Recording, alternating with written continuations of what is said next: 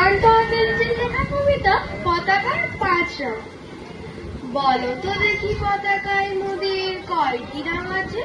শিক্ষক আসে শুধালেন শেষে তৃতীয় শ্রেণীর কাছে।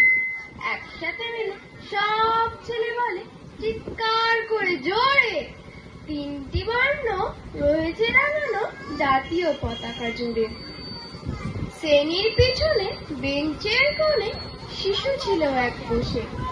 পতাকার মাঝে 5 রং আছে, বলল সে মৃদু ভাষে। কথা তার শুনে বাকি শিশু মানে হেসে খায় লুটোপুটি।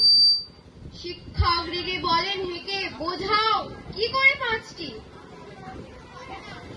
মাথা নিচু করে ভয়ার্ত স্বরে সরল শিশুটি বলে, ওপরে গেরুয়া, মাঝখানে সাদা, সবুজ আছে তার তলে, আর আছে আঁকা গোলাকার চাকা, নীল রং আছে এতে। শিক্ষক বলে এটিকে ধরলে তবু হচ্ছে 4টে। অবুঝ শিশুটি বলল তখন, রং আছে আর এক। লাল লাল ছোপ দাগ দেখা যায় ওই পতাকার মাঝে। বাবাকে যখন আনলি ওরা কফিনের ঢাকা খুলে, জড়ানো রয়েছে দেহখানা তার পতাকার ফুলে। সরল শিশুটির জবাব খানি কাঁপিয়ে দিল বুক, অশ্রু এলো নয়ন ভরে, শুকনো হলো মুখ। আজও যারা দেশের জন্য করছে বলিদান, স্বাধীনতার সহিত সম তাদের অমর প্রাণ।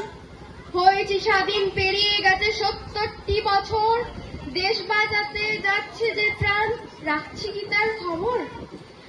নমস্কার।